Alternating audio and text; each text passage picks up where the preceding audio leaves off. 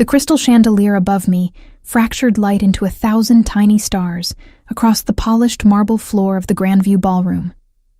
My fingers curved around the stem of a champagne flute I hadn't touched, the glass warming against my palm as I stood at the periphery of wealth I'd only ever served, never inhabited. 1 month. That's how long I'd been James Wilson's executive assistant, managing calendars and correspondence for a man whose silences felt heavier than most people's conversations. The corporate gala sprawled before me like a stage set from another world.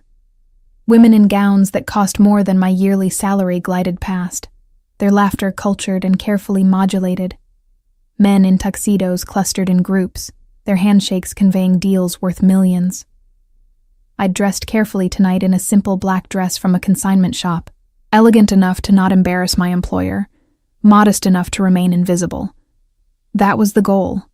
Blend in, observe, don't draw attention. I'd learned in my brief tenure that James Wilson preferred his staff unobtrusive. He'd had 7 assistants in the 2 years before me, each lasting mere weeks before his exacting standards drove them to resign. I'd studied their exit interviews during my research before accepting the position. Too demanding. Impossible expectations, never satisfied. Cold.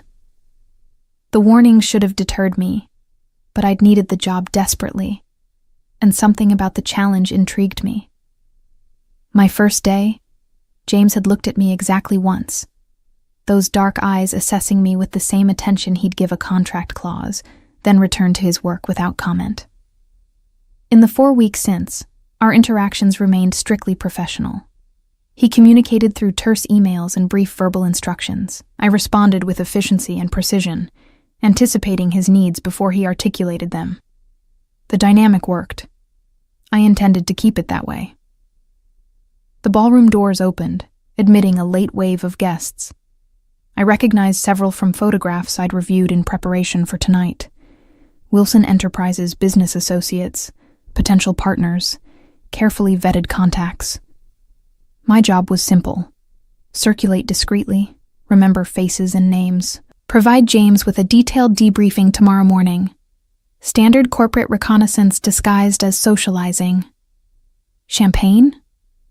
A server materialized at my elbow, offering a fresh glass from an elegant tray. I'm fine, thank you. I kept my voice low, professional. The server moved on, and I shifted position slightly, gaining a better view of the entrance where James stood greeting arrivals. He wore a tuxedo with the same precision he brought to everything else, the fit impeccable. His dark hair styled back from his angular face. At 31, he commanded attention without effort, his presence making lesser men unconsciously defer. I'd noticed details about him over the past month. How he took his coffee black, no sugar. How he read contracts with his left hand pressed flat against the desk, ring finger tapping occasionally when he encountered questionable language. How his jaw tightened almost imperceptibly when his father called, their conversations brief and evidently strained. How he never smiled. Well. A voice interrupted my observations. Wilson's finally brought someone worth looking at to one of these tedious affairs. I turned to find Patrick Taylor approaching, his expression carrying the entitled confidence of men born into money rather than earning it. I'd seen his file. Venture capitalist. Wilson Enterprises potential partner on a tech acquisition. Reputation for aggressive negotiation tactics and wandering hands at company events. Mr. Taylor. I kept my tone neutral, polite. Enjoying the evening? I am now. His gaze traveled over me with undisguised appraisal, the kind that made my skin prickle with discomfort. I don't believe we've met. Patrick Taylor. He extended his hand with the expectation I'd take it. I shook briefly, extracting my hand as quickly as courtesy allowed. Kate Roberts. I work for Mr. Wilson. Work for him. Patrick's smile widened. In what capacity? You seem far too lovely to be buried in paperwork. The casual dismissal of my professionalism rankled, but I maintained composure. Executive assistant. If you'll excuse me. Wait. He shifted position, blocking my retreat. I wanted to ask Wilson something, actually. Is she single? The question froze me mid-step. He wasn't even looking at me now. His attention fixed across the ballroom where James had just concluded a conversation and was turning in our direction. Patrick raised his voice slightly, ensuring it would carry. Wilson. Is she single? Your assistant. I'd like to take her to dinner. The ballroom didn't exactly go silent, but conversations nearby stuttered and died as heads turned toward us. I felt heat crawl up my neck, mortification mixing with fury at being discussed like I wasn't standing right there. My mouth opened to respond with something cutting, but James reached us first. He moved with that particular grace I'd observed before, economical and purposeful. His dark eyes locked on Patrick with an intensity that made the other man's confident smile falter. Then James looked at me, and something in his expression shifted. Not softening exactly, but changing in a way I couldn't name. She's mine. The words dropped into the space between us like stones into still water. 2 syllables that reverberated through my chest and apparently through James's consciousness simultaneously, because his eyes widened fractionally, the first genuine surprise I'd ever seen him display. The silence stretched. Patrick blinked, confusion crossing his features. Several nearby guests had stopped pretending not to listen, and I stood there, champagne flute forgotten in my hand, staring at my boss who'd just claimed me like property in front of half the city's business elite. Something hot and reckless rose in my throat. The same impulse that had made me apply for an impossible job now made me tilt my chin up and meet James's gaze directly. Jealousy doesn't suit someone who pretends not to notice me, sir. The formal address carried just enough edge to cut. I watched his jaw tighten, that telltale sign of tension I'd learned to recognize. But instead of the ice I expected, something else flickered in his dark eyes. Something that made my pulse jump. Kate. My name in his voice sounded different than it ever had in our professional exchanges. Lower. Careful. A word. Now. Not a request. Never a request with James Wilson. But the heat in his gaze suggested this conversation would be nothing like our usual brief, formal interactions. Patrick opened his mouth to protest, but James turned that arctic stare on him, and whatever the venture capitalist saw, there made him step back with raised hands. Sure, Wilson, no problem. Didn't realize she was spoken for. Now you do. James's hand found the small of my back, proprietary and warm even through the fabric of my dress. He guided me away from the crowd, toward the French doors leading to the terrace. I should have objected, should have pulled away, should have reminded him that I was his employee, not his possession. Instead, I let him steer me outside into the cool December night, my heart hammering against my ribs for reasons I refused to examine too closely. The terrace was mercifully empty, string lights casting soft illumination over elegant furniture and potted evergreens. The moment the doors closed behind us, muffling the party noise, James released me and stepped back. But not far. Never far enough to feel safe.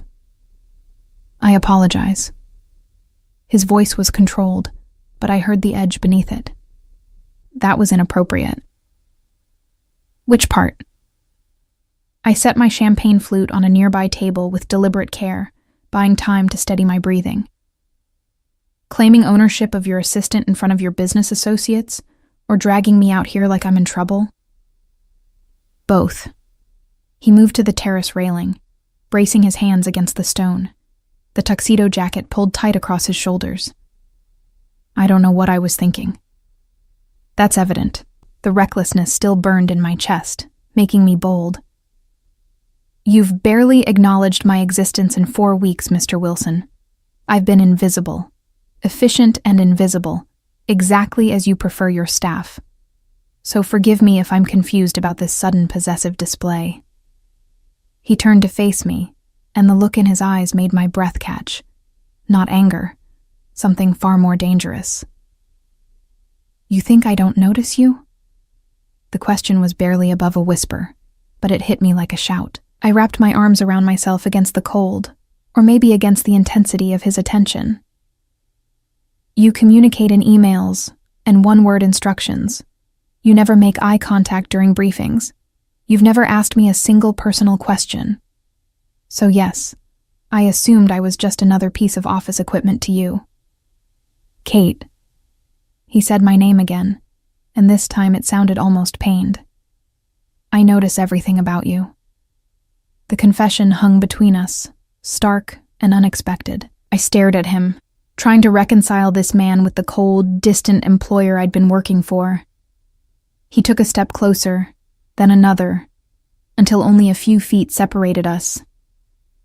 I noticed that you take your coffee with exactly 2 sugars and a splash of cream, that you organize files by color because you think chronologically but need visual cues, that you bite your lower lip when you're thinking, that you wear your grandmother's locket every day under your blouse, that you smile at everyone in this building except me. Each observation felt like a revelation. I'd thought I was invisible, but apparently he'd been watching me with the same attention to detail he brought to everything else. Then why? Because I employ you. His jaw tightened. Because I'm your boss, and any attention beyond professional interest would be inappropriate. Because I have no right to want what I want. And what do you want? The question escaped before I could stop it. Bold, dangerous, crossing every professional line we'd carefully maintained.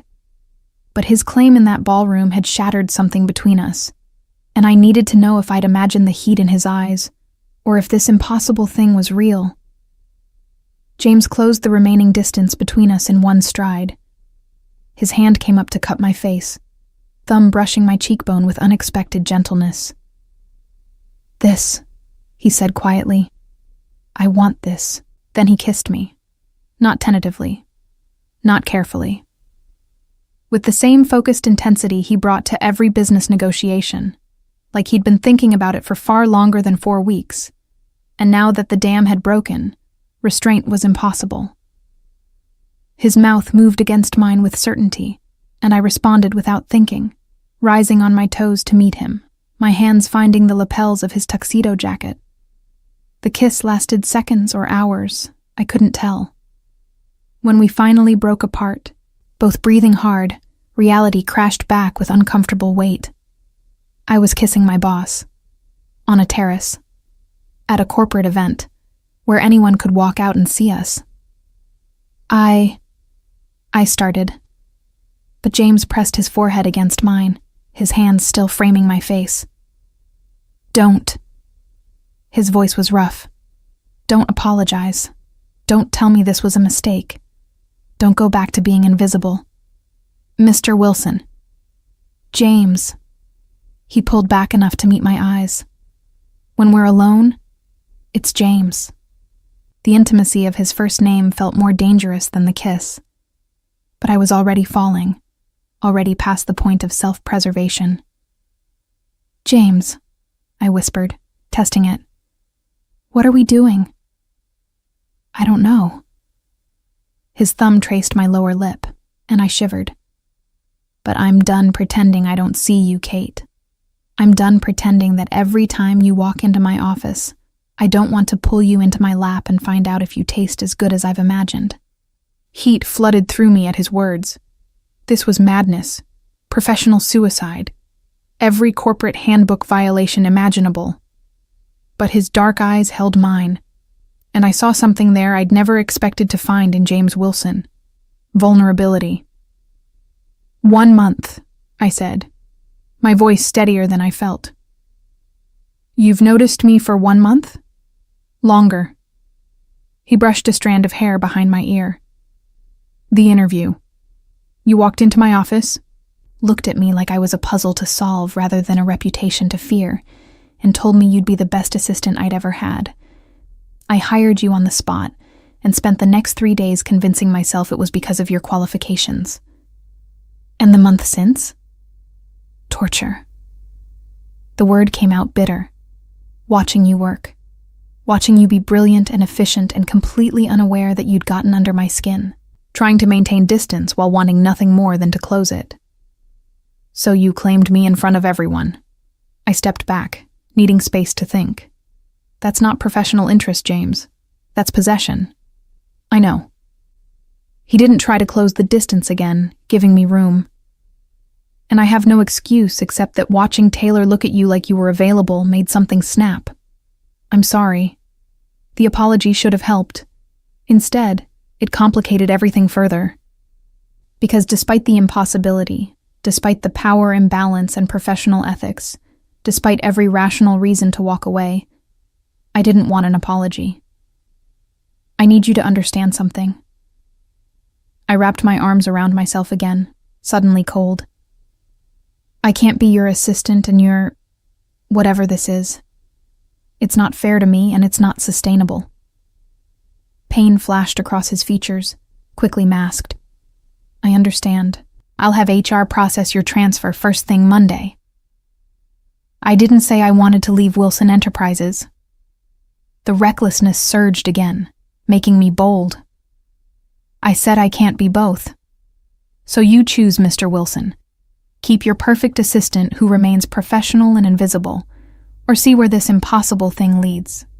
But you don't get both.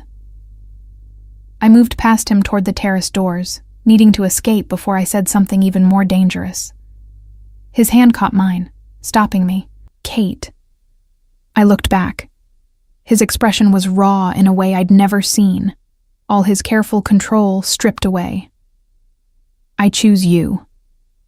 3 words that changed everything. Monday morning arrived wrapped in the kind of winter sunshine that made Manhattan's glass towers gleam like promises. I stood in my small apartment's bathroom, staring at my reflection and wondering if I looked as different as I felt. The weekend had passed in a strange suspension of reality. James hadn't called or texted, and I'd spent 48 hours oscillating between certainty that Friday night had been a beautiful mistake and terror that I'd actually have to face the consequences of my ultimatum. My phone buzzed as I applied lipstick. A message from an unknown number, though I somehow knew who it was before I even read it. Don't come to the office today. I'll send a car at 10 a.m. We need to talk properly. James. I stared at the text, my heart performing complicated gymnastics.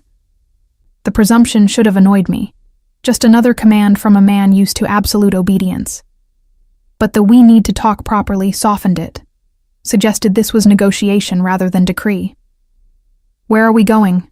I typed back. Somewhere we won't be interrupted. Trust me. Trust. Such a simple word. Such complicated implications. But I found myself texting okay before I could overthink it. Then spent the next 2 hours trying on and discarding outfit after outfit before settling on a navy dress that split the difference between professional and approachable. The car arrived precisely at 10.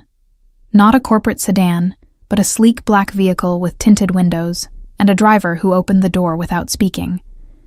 The interior smelled of leather and something expensive I couldn't name. As we pulled into traffic, I noticed we were heading uptown, away from the financial district. My phone buzzed again.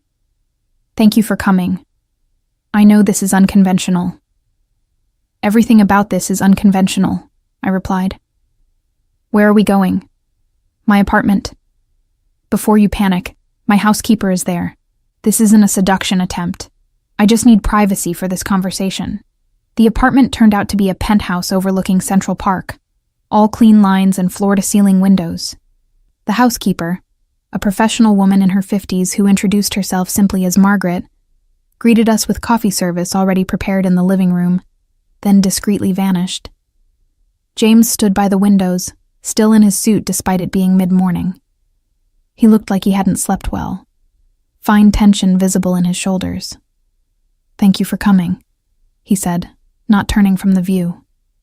You keep thanking me. I set my purse on a chair, moving closer, but maintaining distance. Like you expected me to refuse. I would have understood if you had. He finally turned, and the vulnerability in his eyes matched Friday night. What I did at that gala was unforgivable. Claiming you publicly, putting you in an impossible position. You would have been entirely justified in filing a complaint with HR. Is that what you think I want? To file complaints? I crossed my arms, suddenly irritated. I'm not some helpless employee, James. I made my own choice Friday night. I kissed you back. I gave you an ultimatum. Stop acting like I'm a victim of your terrible behavior. Something shifted in his expression. Not quite a smile, but close. You're angry. I'm confused. I moved to the windows, needing to look at something other than him. You spend a month pretending I don't exist, then claim me like property, then reveal you've been watching me the entire time. Now you bring me to your home for some mysterious conversation that apparently requires complete privacy. So yes, I'm a little angry and very confused. I brought you here because I need you to understand what choosing me means. His voice was carefully controlled. And because I need to know if you're sure. I turned to face him. I wouldn't be here if I wasn't sure. You don't know everything.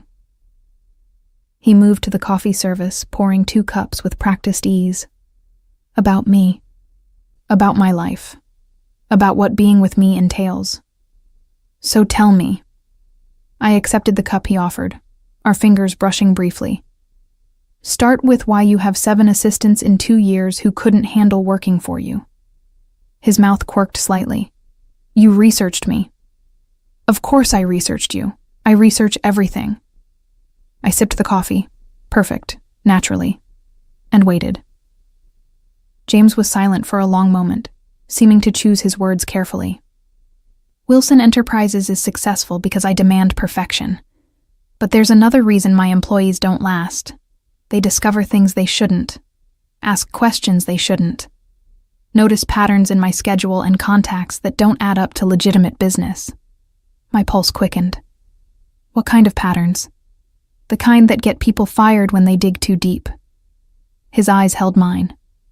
I'm very good at what I do, Kate. Both the legal aspects and the less legal ones. The confession hung between us, weighted with implications. I should have felt afraid, should have made excuses, and left. Instead, I felt that strange recklessness again, the same impulse that had made me challenge him Friday night. I'm not naive. I set my coffee down with deliberate care. I know Wilson Enterprises operates in gray areas. The offshore accounts and the financial records. The business partners with questionable backgrounds. The meetings you take in cash-only establishments. I'm your assistant, James. I see everything. His expression transformed from guarded to shocked. You knew? I suspected from day one. You confirmed it just now. I moved closer, tilting my head to study him. Did you think I'd run screaming or file reports to authorities? I thought you'd do the smart thing and distance yourself. His hand came up to cut my face, thumb brushing my cheekbone. Instead, you're standing here looking at me like I'm still worth choosing. Maybe I'm not as smart as you think. I leaned into his touch, letting my eyes close briefly. Or maybe I see something in you that you don't see in yourself. Kate. My name was almost a prayer. I'm not a good man. I don't need you to be good. I opened my eyes, holding his gaze. I need you to be honest. With me, with yourself. Can you do that? The kiss was his answer, and this time there was no public event to interrupt us. His mouth moved against mine with the same certainty as Friday night, but deeper, more thorough. His hands slid into my hair, tilting my head for better access. I rose on my toes, wrapping my arms around his neck, tasting coffee and something uniquely James. When we finally broke apart, both breathing hard, he rested his forehead against mine. I need to tell you something else. His voice was rough. About the company, about me. Okay. I tried to step back to give him space, but his hands on my waist kept me close. I'm not just an entrepreneur who bends rules. Wilson Enterprises is legitimate, but it's built on a foundation that isn't. My father. He paused, jaw tightening. My father was part of an organization, East Coast Operations. When he decided to retire, I inherited not just his business, but his connections, his obligations. Understanding dawned cold in my chest. The Mafia. We don't call it that anymore. The ghost of a bitter smile. But yes, I've spent the last 5 years transitioning everything legitimate, building real businesses, distancing myself from the old ways. But some connections can't be severed. Some obligations remain. Is that why Patrick Taylor backed off so quickly Friday night? The pieces clicked together. He recognized what you are? He recognized what claiming you publicly meant. James's hands tightened on my waist. In my world, when a man claims a woman in front of witnesses, it's a declaration. It means she's under his protection, untouchable, mine. The possessive pronoun should have bothered me. Instead, it sent heat curling through my stomach. And if I hadn't given you an ultimatum? If I'd just pretended Friday night didn't happen? I would have respected your choice. His dark eyes held mine.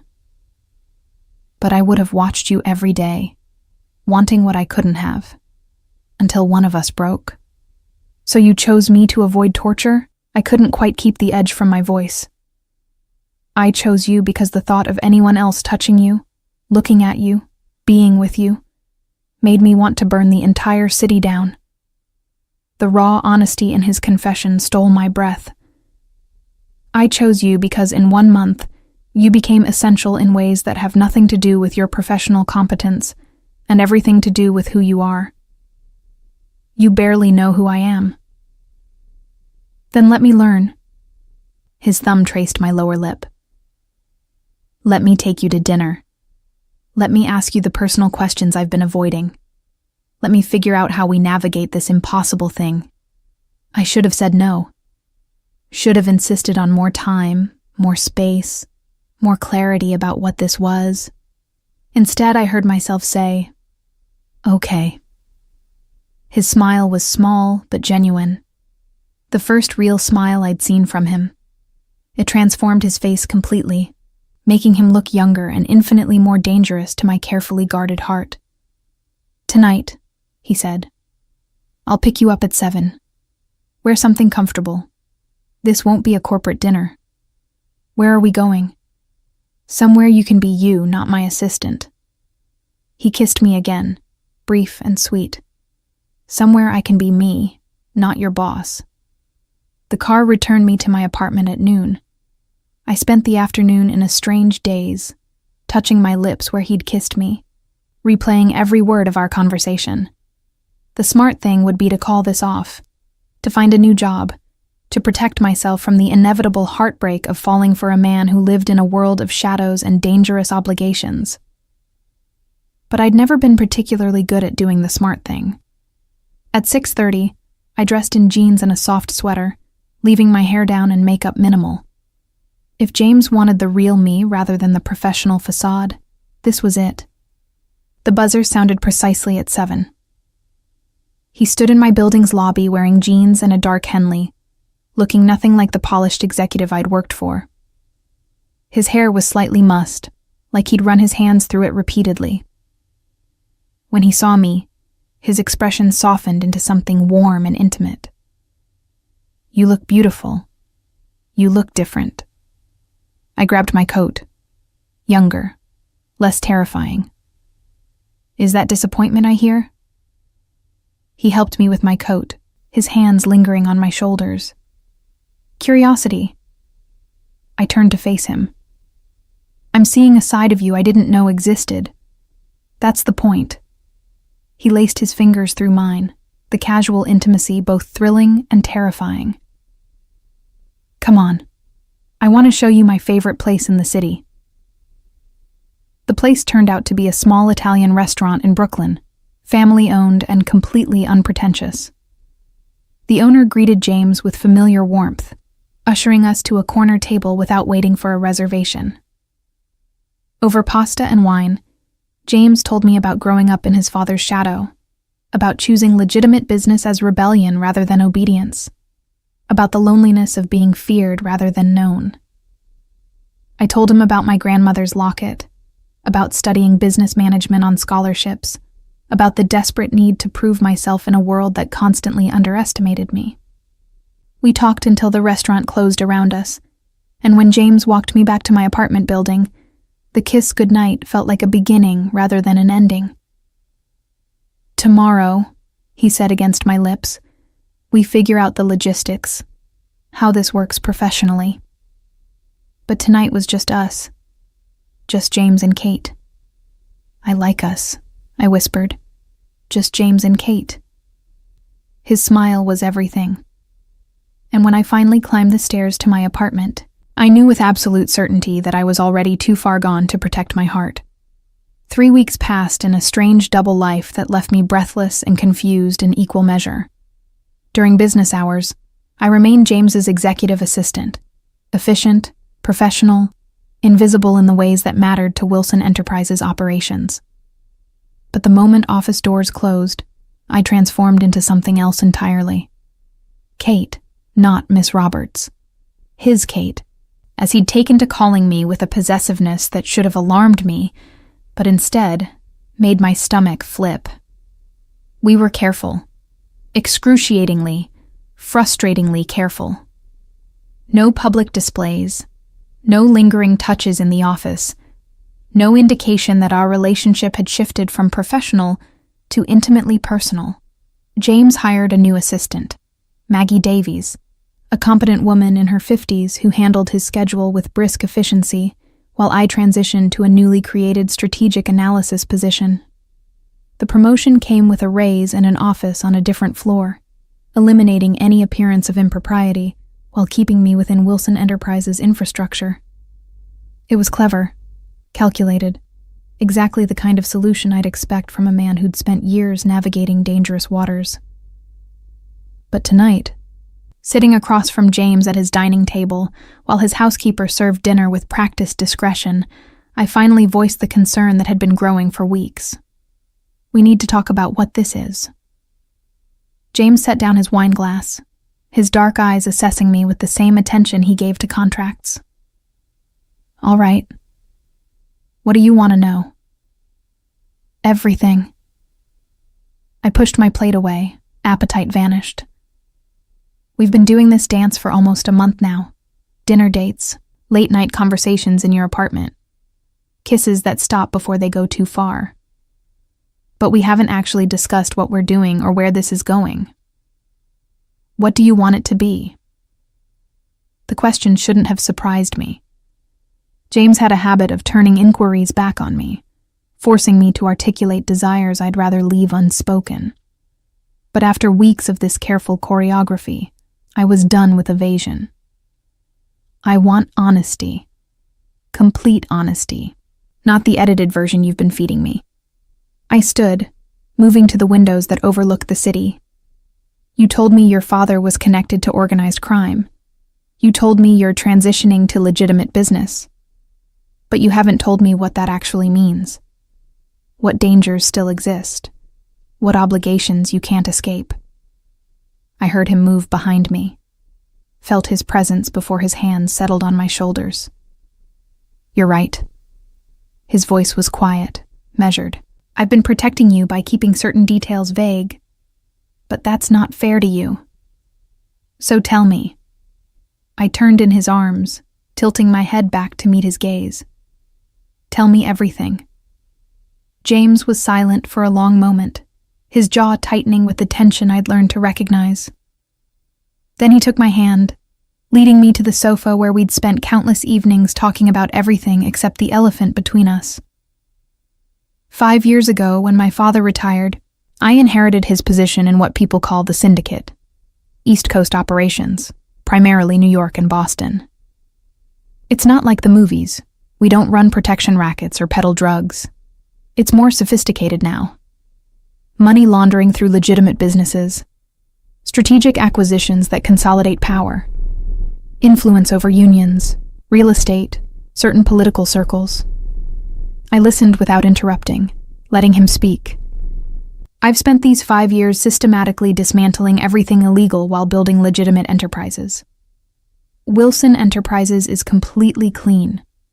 I made sure of that before I ever hired you. But there are still connections I can't sever. Obligations to old partners. Debts owed by my father that I'm expected to honor. Like what? Like attending certain meetings, facilitating certain introductions, turning a blind eye to certain activities. His hands tightened on mine. Nothing that compromises my legitimate business, but enough that I'll never be completely free of that world. And the danger? The question I'd been avoiding. The reason your previous assistants left when they learned too much. There are rival organizations, old grudges, people who resent my transition to legitimacy because it threatens their own operations. His expression was grim. Anyone close to me becomes a potential target. That's why I've been careful with you, Kate. Why I've kept you at arm's length even while wanting you close. Why claiming you publicly was simultaneously the most dangerous and the most protective thing I could do.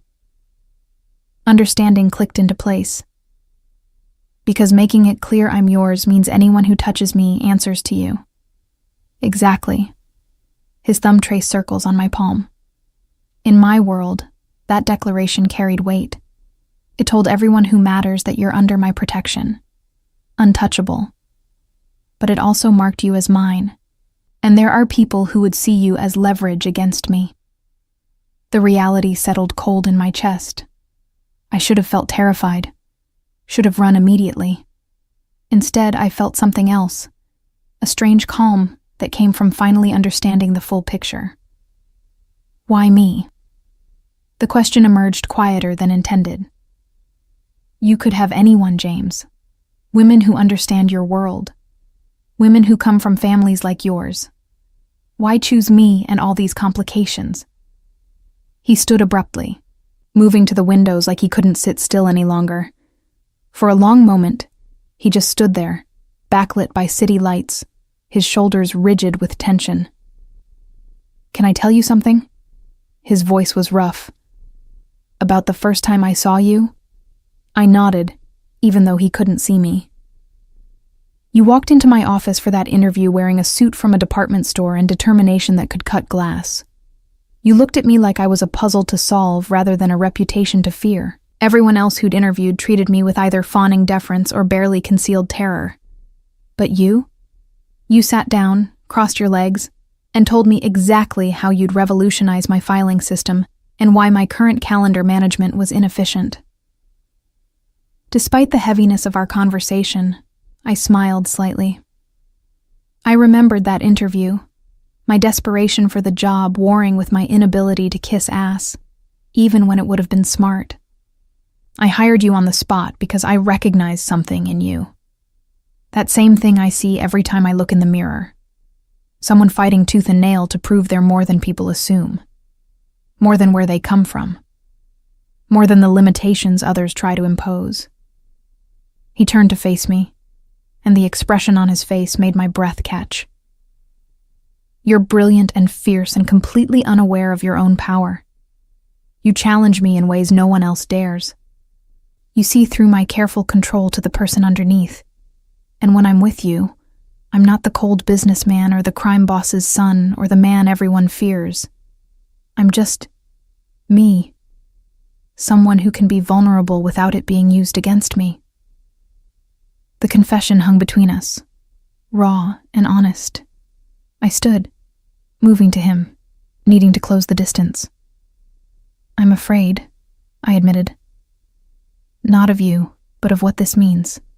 The danger, the complications, the impossibility of normal. I'm afraid too.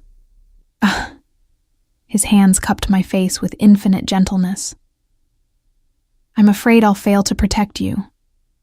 I'm afraid my past will destroy what we're building. I'm afraid that one day you'll wake up and realize you deserved someone whose life doesn't come with death threats and dangerous obligations. Stop telling me what I deserve. I pressed my palms against his chest, feeling his heartbeat under my fingers.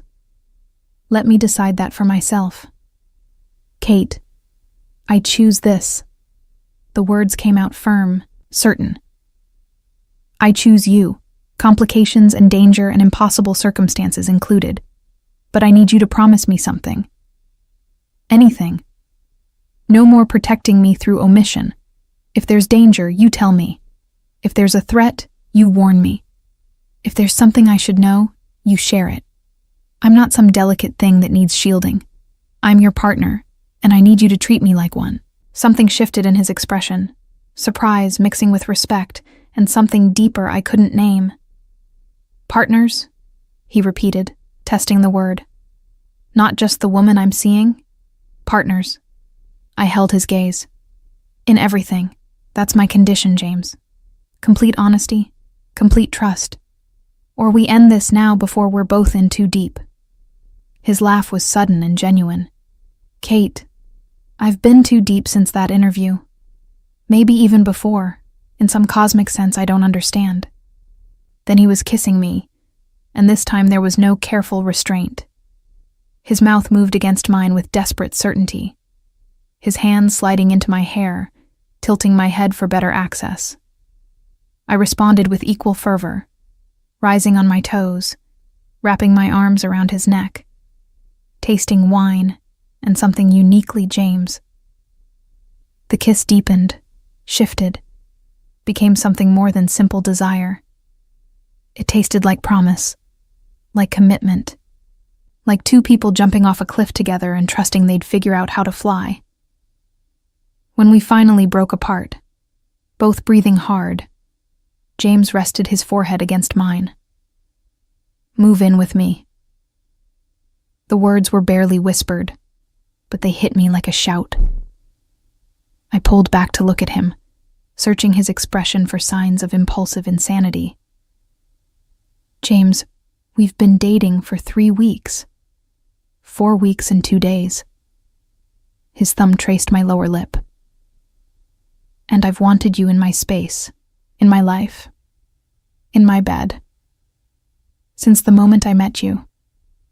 I'm done with half measures, Kate. I'm done with you leaving at midnight. I'm done with stolen moments when what I want is every moment. So move in with me. Let me wake up next to you. Let me come home to you. Let me build this properly instead of in careful, controlled increments. It was insane, reckless, moving too fast by every rational measure. But when I opened my mouth to say something sensible, what came out was, okay. His smile was brilliant, transforming his entire face. Okay? Okay. I laughed, dizzy with the recklessness of it. On one condition. I keep my apartment for 6 months. If this disaster crashes and burns, I need somewhere to retreat and lick my wounds. It won't. His certainty was absolute. But I'll pay your rent for 6 months if it makes you feel safer. That's not necessary. Partners, he reminded me, using my own word. Partners support each other. Let me do this, Kate. I surrendered, because arguing felt less important than kissing him again. We spent the rest of the evening planning logistics, making decisions about space and boundaries, and how to navigate this new reality. By the time I left his apartment, our apartment, I'd have to start thinking of it that way, dawn was breaking over Manhattan, and I felt simultaneously terrified and more alive than I'd ever been. Moving in with James Wilson was either the best or worst decision of my life. I suspected I wouldn't know which until it was far too late to turn back. The transition happened with the same efficiency James brought to everything else. Within a week, half my belongings had migrated to his penthouse. Our penthouse, I reminded myself, though the concept still felt surreal. He'd cleared space in his closet with casual ease, making room for my far more modest wardrobe beside his collection of impeccable suits. My books found homes on shelves previously occupied only by business texts and financial journals. My coffee maker, ancient and temperamental but beloved, earned a spot on the kitchen counter beside his sleek espresso machine. Margaret, the housekeeper, adapted to my presence with professional grace, asking my preferences for tea and learning my schedule without comment on the sudden cohabitation. If she had opinions about her employer's love life, she kept them carefully hidden behind her efficient demeanor. The first morning I woke in James's bed, our bed. I lay still for several minutes, listening to his steady breathing beside me, trying to absorb the reality of what I'd done. Moved in with a man I'd known for less than 2 months. Committed to a relationship with someone whose life included dangers I couldn't fully comprehend. Abandoned every careful plan I'd made about building my career slowly, safely, without romantic complications. "You're thinking too loud." James's sleep-rough voice interrupted my spiraling thoughts. His arm tightened around my waist, pulling me back against his chest. I can practically hear the gears turning. Just trying to figure out if I've lost my mind. Probably. His lips pressed against my shoulder, warm through the thin silk of the nightgown he'd bought me. One of dozens of small luxuries he kept introducing into my life despite my protests. But if it helps, I lost mine first. I turned in his arms to face him. In the early morning light, with his hair mussed and his face soft with sleep, he looked younger, more vulnerable. Nothing like the cold businessman who'd interviewed me months ago. "No regrets?" I asked, needing to hear it. "Not one." His hand cupped my face with that gentleness that always surprised me, given his reputation for ruthlessness in business. "You?" Before I could answer, his phone buzzed on the nightstand. He ignored it, keeping his attention fixed on me, but it buzzed again, then again. The insistence suggested urgency. "Answer it," I said, resignation settling in my chest. This was our reality. Emergencies and obligations that wouldn't wait for convenient timing. James grabbed the phone, his expression shifting from annoyed to tense as he read the screen. "I need to take this. It's Christopher. Christopher Evans." I'd learned the name over the past weeks as James gradually introduced me to the players in his complicated world. A rival family's second son, known for aggressive expansion and a particular talent for finding people's pressure points.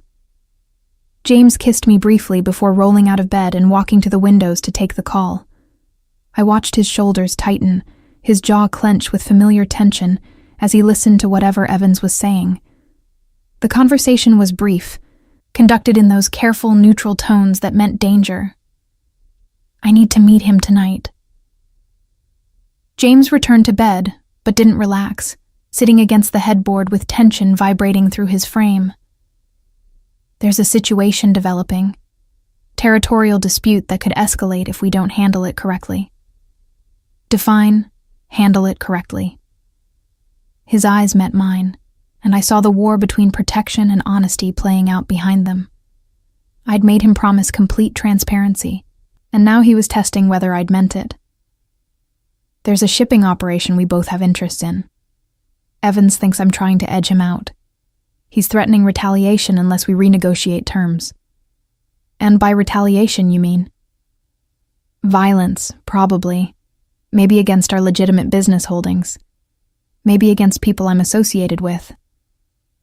His hand found mine, lacing our fingers together. "That's why I need to meet with him. Show we're willing to negotiate, de-escalate before it becomes something worse." "Take me with you." James's expression transformed to shock, then adamant refusal. "Absolutely not. Kate, these meetings aren't social occasions. They're dangerous." "Exactly, which is why I should be there." I sat up, pulling the sheet around myself. "You told me claiming me publicly was protective because it established I was yours. But if I'm never seen with you, if I'm always hidden away, how does that protection actually work?" "It works because people know hurting you means answering to me." His voice carried an edge of warning. "You don't need to be physically present for that." "Maybe not. But I need to understand your world if we're going to make this relationship work.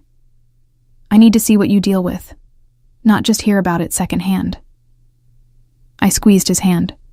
"Partners, remember? Complete honesty, complete trust.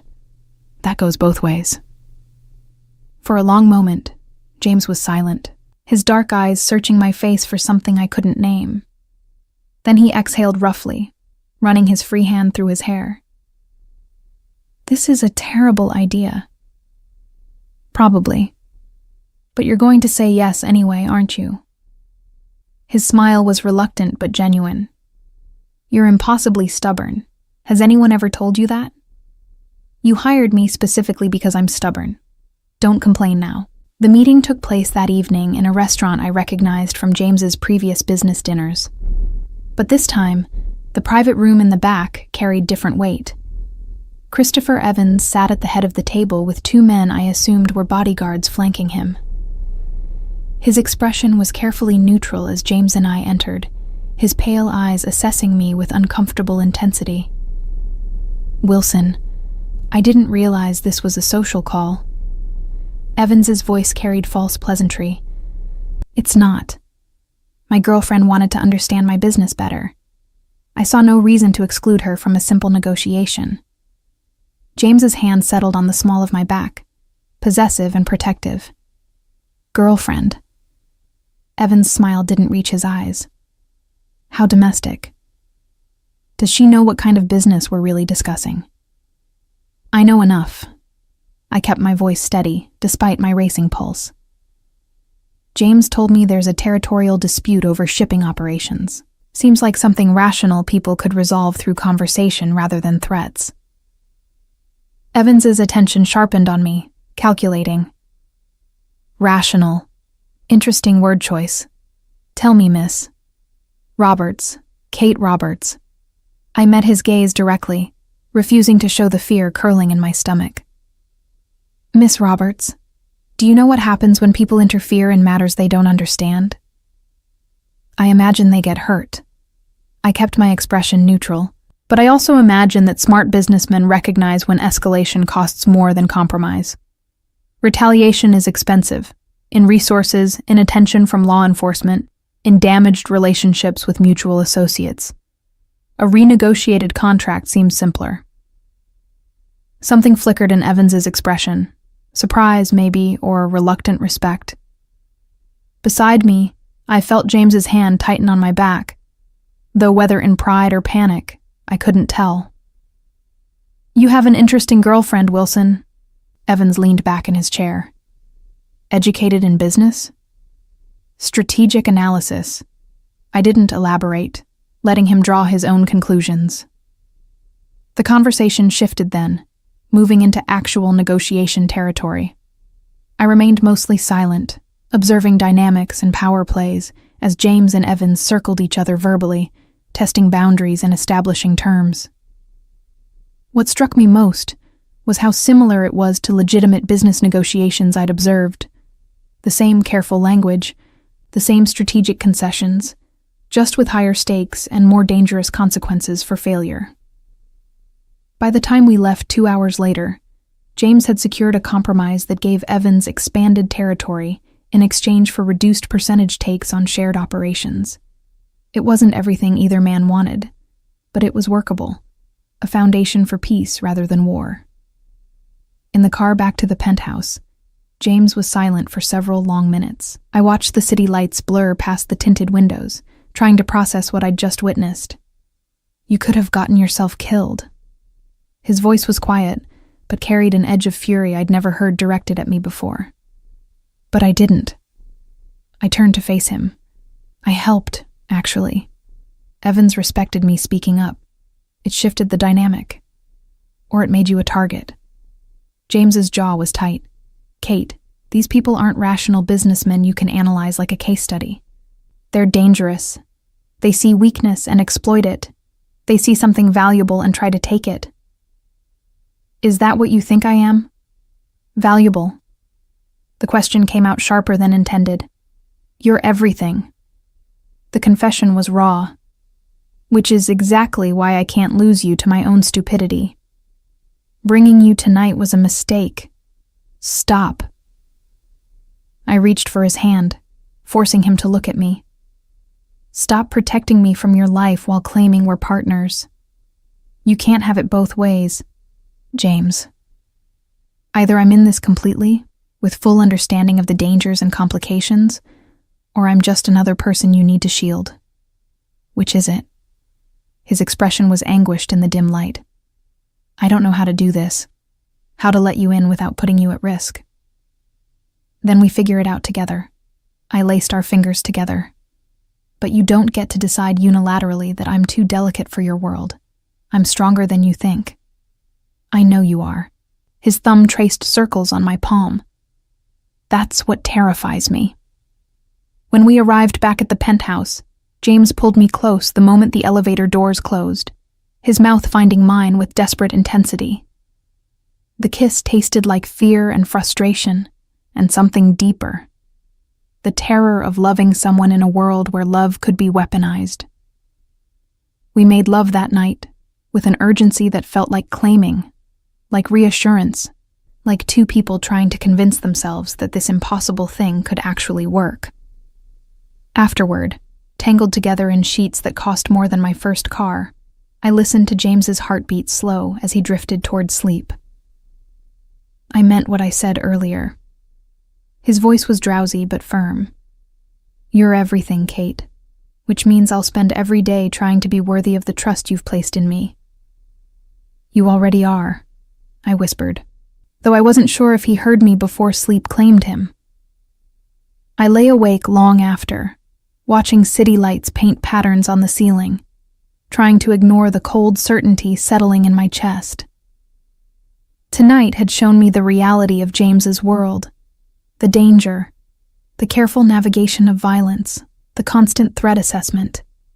And while I'd meant every word about being partners, about choosing this life with him, I couldn't quite silence the small voice asking if love was enough to survive in a world built on power and fear. Outside, the city hummed with its usual nighttime symphony. Somewhere out there, Christopher Evans was making calculations of his own. And in the safety of James's arms, I tried not to think about what those calculations might mean for us. 6 months passed in a blur of normalcy, punctuated by reminders that my life was anything but typical. I settled into the penthouse fully, my initial caution about keeping my old apartment gradually fading as James's space became genuinely ours. I learned his routines, his preferences, the small rituals that made up our domestic life. Coffee together each morning before he left for the office. Late dinners where we discussed our days with careful omission of details too dangerous to speak aloud. Weekends spent in comfortable silence, reading or working side by side, or exploring the city together like normal couples. But normal was an illusion we both maintained through deliberate effort. Because underneath the surface domesticity, James's world continued spinning with its own dangerous momentum. I'd become familiar with the players, the rivals who circled Wilson Enterprises looking for weakness, the old family connections James couldn't completely sever, the legitimate business partners who suspected, but never confirmed what they were really dealing with.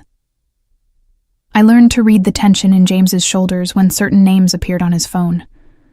Learned which meetings he came home from, exhausted versus energized. Learned the difference between productive negotiation and dangerous standoff. And gradually, I'd carved my own space in his empire. My strategic analysis position at Wilson Enterprises had evolved into something more substantial. I reviewed contracts for potential pitfalls, identified business opportunities, advised on acquisitions and partnerships. James consulted me increasingly on decisions both legitimate and borderline, valuing my outside perspective and analytical approach. You see patterns I miss, he'd told me one evening, reviewing a particularly complex real estate deal, because you're not trained to think like them. You think like a scholar analyzing systems rather than a player within the game. It makes you dangerous in the best possible way. Dangerous. The word followed me everywhere lately. It was a Thursday in late June when everything shifted. I was working from home, reviewing quarterly reports for Wilson Enterprises' shipping subsidiary, when my phone rang with an unknown number. Hello? Miss Roberts. The voice was cultured, male, unfamiliar. My name is Lawrence Blackwood. I'm an attorney representing certain interests that overlap with Wilson Enterprises. I sat straighter, immediately alert. James had taught me to be wary of unexpected calls, especially from lawyers. I'm not authorized to discuss Wilson Enterprises business without Mr. Wilson's consent. This isn't about business, it's about you. A pause. Specifically, your relationship with James Wilson and what that relationship means for your safety. Cold prickled down my spine. I don't know what you're implying. I'm implying nothing. I'm stating facts. Papers rustled in the background. You've been living with Mr. Wilson for 6 months. You've been seen with him at various business functions. You've even attended at least one meeting with Christopher Evans, a known competitor in Wilson's less legitimate operations. This makes you a person of interest to several parties. Get to the point. I kept my voice steady through sheer willpower. The point is that people close to powerful men become targets, Miss Roberts. Leverage to be used, bargaining chips, and you, with your lack of family connections or protective resources, make a particularly vulnerable target. Unless, of course, you'd prefer to reconsider your association with Mr. Wilson before that vulnerability is exploited. Is this a threat? Consider it. Friendly advice from concerned parties who would prefer to avoid unnecessary conflict. The smile was audible in his voice. James Wilson has made enemies through his transition to legitimate business. Those enemies are always looking for pressure points. Don't make yourself one. The call disconnected before I could respond. I sat frozen, phone still pressed to my ear, my heart hammering against my ribs. This was different from vague warnings about danger. This was specific, targeted. A direct threat disguised as concern. I should have called James immediately. Should have told him about Blackwood's threat and let him handle it with whatever resources he commanded. Instead, I sat at his desk, staring at the phone, trying to process the implications.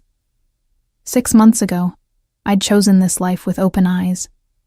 I'd insisted on being partners, on full transparency about dangers and obligations, but hearing those dangers articulated by a stranger, being told explicitly that my relationship with James made me a target, brought the abstract threat into sharp, uncomfortable focus. The penthouse door opened. James's voice called out, earlier than usual. "Kate, are you home?" I found my voice. "In your study." He appeared in the doorway, taking one look at my face and immediately crossing the room to kneel beside my chair. What happened? I told him about Blackwood's call, watching his expression transform from concern to cold fury. By the time I finished, his jaw was tight enough to crack teeth. Lawrence Blackwood works for the Mitchell family, Boston operations. James's voice was dangerously quiet. They've been trying to muscle into New York territory for years. This is a warning shot. Against you through me. The reality settled heavy in my chest. Exactly what you were afraid of. Yes. His hands found mine, gripping tight. Which means we need to adapt our security. I'm assigning you a detail. James. This is non-negotiable, Kate. His eyes held mine. You told me we're partners. Partners protect each other. That means you accept protection even when it's inconvenient or uncomfortable. Understood? I wanted to argue. Wanted to insist I could handle myself, that bodyguards were excessive, that this would disrupt my entire life. But looking at his face, seeing genuine fear beneath the fury, I couldn't. Understood. The security detail materialized the next day. 2 professionals, a man named Marcus and a woman named Rachel, who maintained discreet distance while ensuring I was never truly alone. They accompanied me to the office, to meetings, to coffee with friends. Their presence was simultaneously reassuring and suffocating. I feel like a Mafia princess in a movie, I told James one evening, watching Rachel stationed casually near the penthouse entrance.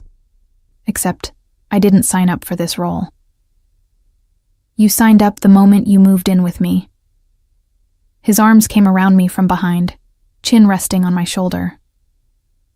I know it's difficult, but the alternative is you being vulnerable, and I can't accept that. The alternative is me living my life without being constantly monitored. Kate. He turned me to face him. The Mitchells don't make empty threats. Blackwood's call was a warning that they're watching you, looking for opportunities. Until we resolve this situation, security isn't optional. And how do we resolve it? What does that even mean? It means I meet with the Mitchells, establish clear boundaries, make it unequivocally clear that touching you means war they can't afford. His expression was grim. It means reinforcing what I established at that gala months ago, that you're mine, and anyone who harms you answers to me. The possessive declaration should have bothered me. Instead, it made something fierce and warm bloom in my chest, because beneath the territorial language was genuine fear for my safety. Love expressed through the only vocabulary James's world understood. The meeting with the Mitchells happened 2 weeks later. James wanted me nowhere near it, but I'd insisted on the same argument as before. If I was truly his partner, I needed to understand these situations fully. The compromise was that I'd stay at the penthouse with Marcus and Rachel, while James met with Mitchell leadership at a neutral location. I spent those hours pacing the living room, jumping at every notification on my phone, imagining worst-case scenarios. When James finally returned at midnight, exhausted but unharmed, relief flooded through me so intensely I nearly collapsed. "It's handled." He pulled me into his arms, holding tight. The Mitchells backed off. "Agreed to respect our territory and leave you alone." "What did you promise them?" "Access to certain European shipping routes I've been developing. It was worth the concession to ensure your safety." His hand cupped my face. "You're worth any concession, Kate." I wanted to believe it was over, wanted to accept his reassurance and move forward. But something in his expression suggested complications he wasn't sharing. "What else?" I pulled back to study his face. "There's something you're not telling me." James was silent for a long moment, internal war visible in his eyes. Then he sighed, leading me to the sofa. "The Mitchells agreed to leave you alone, but they made it clear they see my relationship with you as weakness, evidence that I've gone soft, that I'm prioritizing personal attachments over business. Other families will see it the same way, which means I need to demonstrate strength elsewhere, be more aggressive in other negotiations, show that protecting you doesn't mean I'm vulnerable. You mean become more dangerous to prove you're still dangerous." The reality was bitter. "I've made you a target too, in a different way." "No." His hand found mine, lacing our fingers together. "You've given me something worth protecting. There's a difference. Before you, I had nothing to lose except business interests and reputation. Now I have something infinitely more valuable. That doesn't make me weak. It makes me more careful and more ruthless about eliminating threats." The logic was twisted, but somehow made sense within James's world. I was both his greatest vulnerability and his motivation for being uncompromising. The thing that could destroy him, and the thing worth destroying others to protect. "I don't know if I can live like this," the confession escaped quietly. "Always wondering if loving you puts you at risk or puts me at risk. Always calculating security implications instead of just existing." "I know." He pulled me against his chest, and I felt his heartbeat steady beneath my ear. "But I also know I'm not letting you go. So we figure out how to navigate this together. How to build a life that acknowledges the dangers without being consumed by them. How to love each other despite the complications rather than because they don't exist." I tilted my head back to look at him. "You've never said that before." "Said what?" "That you love me." His expression softened into something vulnerable and unguarded. "I've loved you since you walked into that gala and called me out for jealousy in front of everyone. Maybe even before. I just didn't have the language to admit it until now." I love you too. The words felt simultaneously enormous and insufficient. Even though you're impossible and dangerous and your world is insane. His laugh was soft. Especially because of those things, I suspect. You don't do anything the easy way, Kate Roberts. Neither do you, James Wilson. We sat there in the quiet penthouse, holding each other, as the city glittered below. Tomorrow would bring new complications, new threats, new negotiations. But tonight, we had this. The certainty of love acknowledged, the fragile security of being together despite everything trying to pull us apart. It would have to be enough. The first snowfall of December came early, transforming Manhattan into something softer, cleaner, almost innocent. I stood at the penthouse windows watching it drift down past glass towers, my hand unconsciously resting on my still flat stomach. 8 weeks. That's how long I'd known about the pregnancy without telling James. It wasn't that I didn't want to tell him. It was that telling him would make it irrevocably real, would force decisions we weren't ready for, would introduce new vulnerabilities into a relationship already complicated by danger and obligation. So I'd kept the secret close, attending doctor appointments during work hours, hiding morning sickness behind excuses about bad coffee, waiting for the right moment that never seemed to arrive. You're thinking loud again. James's arms came around me from behind, his chin settling on my shoulder. Wanna share? Just watching the snow. The lie felt heavier than usual. It's beautiful. It's cold and wet and makes traffic impossible. But his tone was affectionate. You're the only person I know who gets poetic about weather. I turned in his arms, studying his face. 10 months since that gala where everything changed. 10 months of building this improbable life together. Navigating his dangerous world, defending our relationship against threats both external and internal. Learning how to love someone whose existence defied simple categorization. James, I need to tell you something. His expression immediately sharpened, reading tension I couldn't quite hide. What's wrong? Nothing's wrong. At least, I don't think anything's wrong. It's just... The words caught in my throat. How did you tell a man who lived perpetually on guard that he was going to be a father? That you'd created something infinitely vulnerable in a world defined by danger? My phone buzzed before I could find the language. Then James's buzzed. Then again, the urgent insistence that meant crisis. James grabbed his phone, his expression transforming as he read. Christopher Evans is dead. Murdered last night. His family is claiming Wilson Enterprises was responsible. Cold flooded through me. Were you? No. His eyes met mine. But someone wants it to look like we were. This is a setup, Kate. Someone's trying to start a war. The next hours blurred into controlled chaos. James made calls, gathered intelligence, assembled his core advisors. I listened from the edge of the room as details emerged. Evans had been killed in his own home, execution style, with evidence planted suggesting Wilson Enterprises' involvement. The Evans family was demanding retribution. Other families were picking sides, seeing opportunity in the conflict. They'll come after you.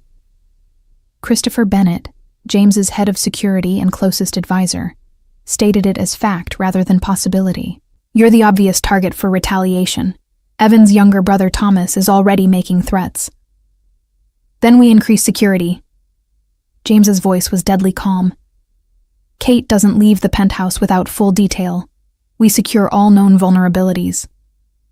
Or I disappear for a while. The suggestion escaped before I fully formed it. Leave New York until this blows over. Remove myself as a target. No. The single word carried absolute finality. Running makes you look vulnerable. Makes me look weak. We don't run. James. No, Kate. He crossed the room to me, his hands on my shoulders. I promise to protect you. That means keeping you close where I can ensure your safety. not sending you away where I can't control the variables. This isn't about control. Yes, it is. His eyes were fierce. It's about me refusing to let anyone threaten what's mine. It's about standing our ground instead of giving them the satisfaction of making us afraid. It's about showing every family watching that Wilson Enterprises doesn't back down. The possessive declaration should have alarmed me. Instead, it made the secret I'd been keeping suddenly unbearable. I'm pregnant. The words dropped into the charged silence like an explosion. James froze, his hands still on my shoulders, his expression cycling through shock, disbelief, and something that might have been terror. What? 8 weeks. My voice was steadier than I felt. I've known for 3 weeks. I was trying to find the right time to tell you, but there never seemed to be a right time. And now someone's murdered Christopher Evans and framed you for it, and your world is imploding, and... He kissed me, cut off my spiraling explanation with his mouth on mine, fierce and claiming. When we broke apart, his forehead pressed against mine, his breathing ragged. You're pregnant. Testing the words. We're having a baby. Yes. I searched his face for the reaction beneath shock. I know this is terrible timing. I know it makes me an even bigger target. I know it complicates everything. It's perfect. His hands moved to frame my face, thumbs brushing my cheekbones. Terrifying and impossible and absolutely perfect. James, did you hear the part about terrible timing? Someone just framed you for murder. There's going to be a war. This is possibly the worst moment in history to be pregnant with your child. Or the best. His smile was small but genuine. Because now I have 2 people worth fighting for instead of 1. 2 reasons to end this quickly and decisively rather than letting it drag out. I wanted to argue with his logic, point out that pregnancy made me vulnerable rather than strong. But looking at his face, seeing joy mixed with determination, mixed with fierce protectiveness, I couldn't find the words. We need to move you somewhere more secure. Christopher Bennett's voice interrupted our moment. The penthouse is defensible but not ideal for extended siege. Agreed. James's arm came around my waist, pulling me against his side. The Connecticut property, full security team, medical staff on standby given Kate's condition. I'm not an invalid, I protested. Being pregnant doesn't mean I need medical staff hovering. It means you're carrying something infinitely precious in a situation where stress and danger are constants. James's tone left no room for argument. We're not taking chances, Kate. Not with this. The Connecticut property turned out to be an estate an hour outside the city. Sprawling, isolated, surrounded by security measures both visible and concealed. James moved us there within 24 hours, establishing a war room in the main house, while keeping me in a guest cottage that felt more like a luxury prison. I spent the first week pacing, restless and frustrated, watching through windows as James conducted strategy sessions I wasn't permitted to attend. My security detail had tripled. Rachel and Marcus now had reinforcements, ensuring I was never alone, never unguarded, never allowed to forget that I was a target worth protecting. This is insane, I told James when he finally came to the cottage late one evening, exhausted from hours of negotiation. I'm going crazy here. I can't work. I can't help. I'm just sitting in comfortable imprisonment waiting for you to resolve a crisis I'm apparently too delicate to assist with. You're carrying our child in the middle of a war someone engineered specifically to create chaos. He pulled me into his arms, and I felt the tension vibrating through his frame. Forgive me if I'm being overprotective. Overprotective is monitoring my phone. This is something else entirely. I pulled back to look at him. Partners, remember? Complete honesty, complete trust. That was our deal. The deal was made before someone framed me for murder and put a target on your back. His jaw tightened. Everything's different now. Nothing's different. The danger was always there. We just have more concrete evidence of it. I moved to the windows, looking out at the estate grounds. You can't protect me from your world by hiding me from it, James. That was never going to work.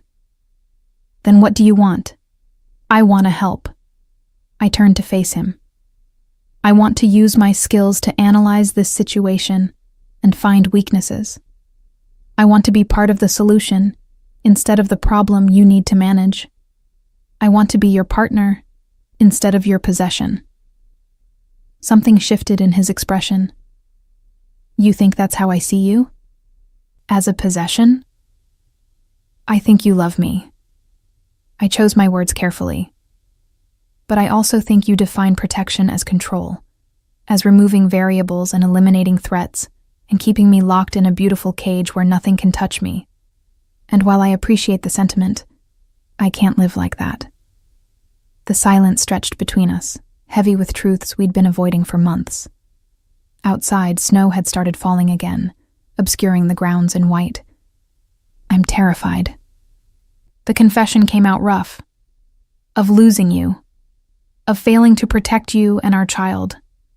Of making a mistake that cost me everything that matters. So yes, I'm trying to control the situation because control is all I know. It's how I've survived in this world. But you're right. You're not a problem to be managed. You're the woman I love, and you deserve better than to be hidden away like something fragile.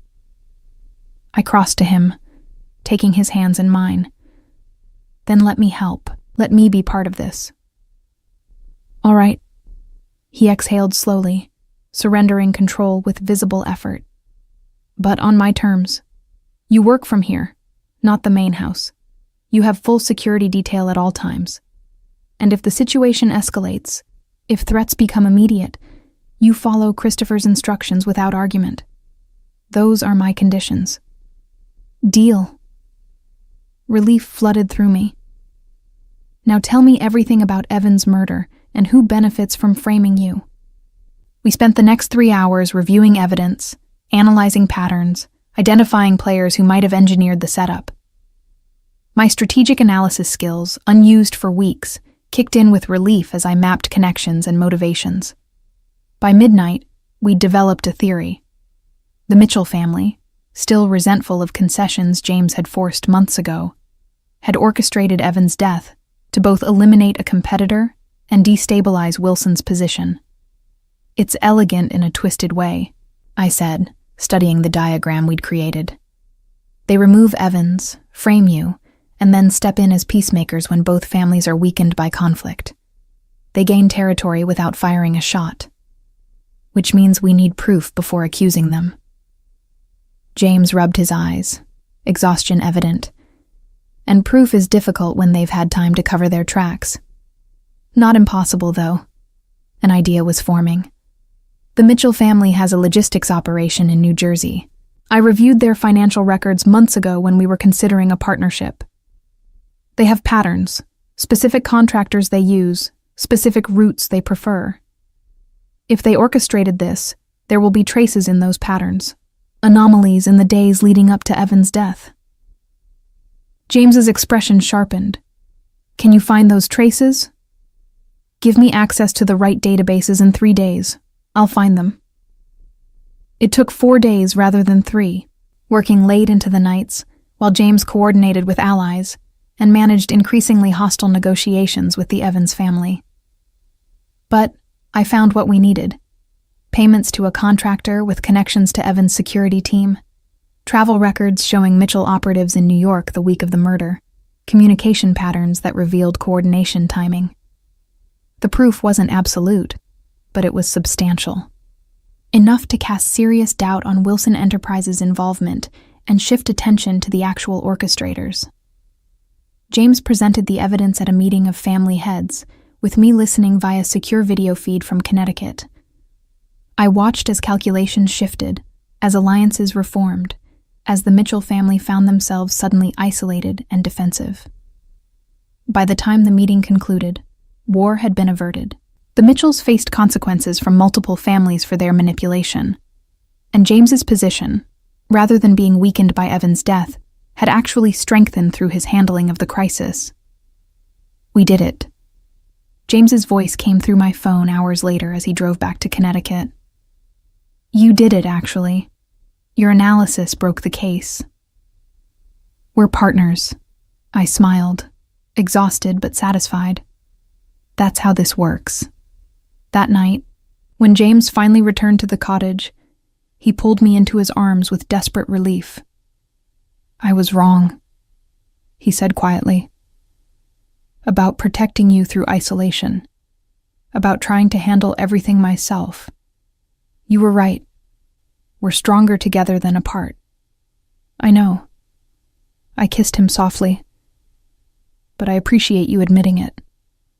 His hand moved to rest on my stomach, still flat, but carrying our future. I promise to do better, to trust you, to let you be part of this world rather than hiding you from it. Our child deserves parents who are genuine partners, not a father who controls, and a mother who's controlled. Our child deserves parents who love each other. I covered his hand with mine. Everything else we'll figure out together. 3 months later, when my pregnancy was obvious and beautiful, James proposed properly, not with demands or possession, but with a question. Down on one knee in the penthouse where we'd built our life, he asked me to marry him. To be his wife, his partner, his equal in all things. I said yes without hesitation. Our wedding 6 months later was small and private, held at the Connecticut estate with only our closest people present. I wore a simple dress, carried flowers from the estate gardens, and spoke vows that promised partnership and love rather than obedience and protection. When James's voice broke during his vows, when tears tracked down his face as he promised to love me and our daughter equally, to be worthy of the trust we'd placed in him, I knew we'd found something rare. Love that existed despite impossible odds. A relationship built on honesty and trust, rather than control and possession. A future neither of us had expected, but both of us had chosen. Our daughter was born on a cold February morning, perfect and screaming, and absolutely ours.